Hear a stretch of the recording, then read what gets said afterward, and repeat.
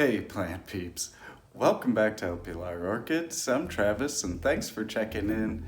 You know, I've said it before here, it's not all rainbows and unicorns and certainly with any plant growing journey I'm sure you guys have found that there's ups and downs and highs and lows and yeah, it's like a roller coaster sometimes and that's true this week here at El Pilar.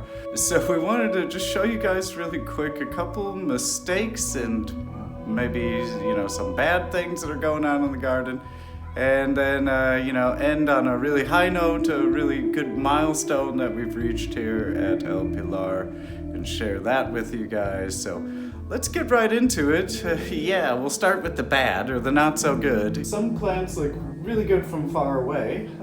Such is the case of the Paphiopedilum parishii here in the window. Let's see, can you see that, the silhouette there of a nice multifloral path? It should have 7 flowers. It's got 6 kind of open right now. And from here it looks amazing, but let's get a little bit closer and maybe you'll see, no you will see, it's pretty obvious. Let's zoom in here. Now that we're close up on the Paphiopedilum, it did bloom the second year in a row after repotting it both times in the spring. And if you don't know, this is my personal favorite orchid. And I was so excited to see it this year. Early on, it had some mites. I think actually they're thrips. And we found a couple like up in the protective, I still didn't look it up again, what this little protective green piece here is called, where the ovary attaches to the inflorescence. Anyways, you could see a few of these thrip things down in the first flowers. So we were spraying pretty consistently with soapy water, dish soap and water, my favorite insecticide. And well, yeah, it was keeping them at bay, but it didn't really do it. And you can see what happened to some of the early first flowers when we were still spraying as water, the soapy water touched the flower, like it really made them kind of die off. And then we stopped spraying, and then as soon as we stopped spraying, the thrips just took over. And it completely ruined this bloom. I don't even want to use the Pollinia for hybridizing, which I'm really sad about because it will probably be another 3 to 5 years before we can get this new growth to bloom. This was the last mature fan we had, so I'm really disappointed. And yeah, it's so sad. It's such a tragedy. I'm glad we got to see it 2 years in a row, but I mean, I'm gonna get drastic. I'll show you. I need to save this plant and I don't want this to spread. This plant has been growing in quarantine, by the way. This is not where I just put it here to film this real quick and I'm moving it again. Yeah, and I'm gonna cut it. That is so sad. That hurt. That really hurt, but I just had to do it. It's gotta go. Game over for another couple years, parishii. You've been good to me so far. And on the road to recovery. So in other mistakes and bad news, onto the catasetums. Now they look okay, but again, if you kind of know your orchids, these should be larger and healthier than they are. And I'll summarize the mistake. So basically in early April, when we were starting to transition orchids, I moved these outside and then forgot about them, and they got completely waterlogged, like soaked.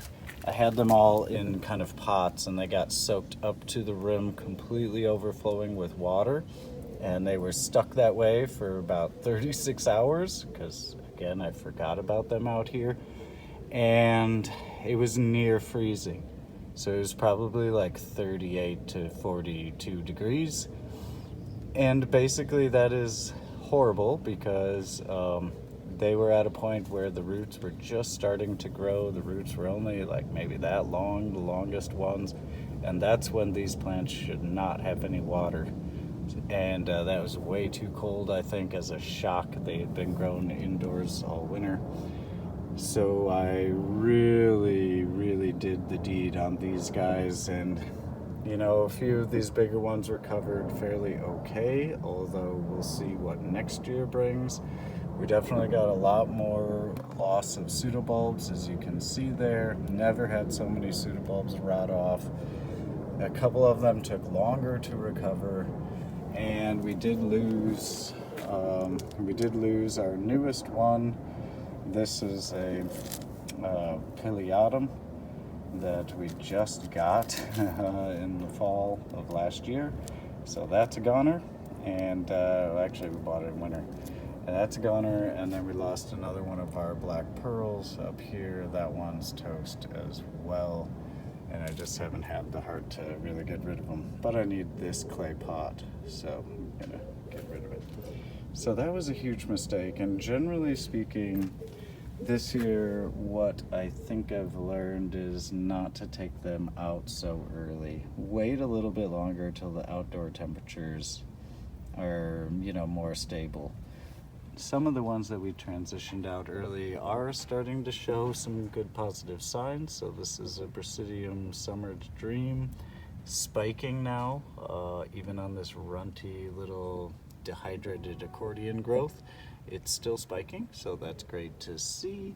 And yeah, a lot of them are like starting to come back, like our Cattleya types and some Oncidiums and our Maxillarias. So the Maxillarias, some of them are finally starting to come into bloom. Here's the Marginata growing a bunch of flowers now. So in a couple weeks, this thing should be full of nice white flowers. Anyway, enough about outdoor orchids. Now on to a major milestone, a positive note after some negatives.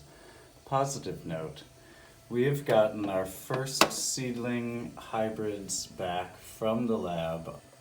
The first crosses that we've made here at El Pilar have finally come back. And yeah, we have a couple of cups. These are just the first couple that we've deflasked. We have a few more. Let's see, down here are our rows that we got back, and these are only a few of the ones that are still at the lab. So just really quick, what are these hybrids? Is that hopefully we will give you guys updates as we kind of grow them and we get them going. Hopefully we see some blooms in a couple of years. The first one here was the earliest cross that we actually had go. This is our number 5, and I've just kind of given it the name Model T because this is a hybrid between the Phalaenopsis Yang Yang Supermodel and Tetraspis Green. We have basically like all of our hybrids that we've gotten back so far have Tetraspis Green. Because anyway, that's I don't want to get into why I've used that so much, but that's just a name we're calling it, the Model T. That's this row of them here on the right, and then this row here, pull up the tag. This is the number 8, and this is the Phalaenopsis ambinosa, also crossed with Tetraspis Green. So as you can see, Tetraspis Green has been a really good pollen donor for us. We've had good success with that. So we'll see what the flowers come out looking like. It's like a pure whitish green flower on the Tetraspis Green. But the ambinosa has a really strong, interesting smell. So actually the ambinosa is in flower right now. So I'll show you this. This is the mother from that number 8, which I'm just calling greenbone right now. I don't know why, just because of like the green and the ambinosa. Anyway, it has a really unique smell, so this is a pretty cool hybrid. This one it was actually a great hybrid. It's like pure white in the column and Oh man, the ovaries are also pure white. Let's see if I can get it like the light. I mean, just those ovaries are just so white. They're amazing. Yeah, really cool flower and a really interesting fragrance slash odor. I don't know if it's fragrant. It's more odoriferous. Anyways, so that's what these cups are here, are our hybrids. We still have to let them grow for a while. These are not quite ready yet. You can see like some of them we just took that were, yeah, they need still quite a while to go. So, and then we brought a couple of these home, which we're really happy about.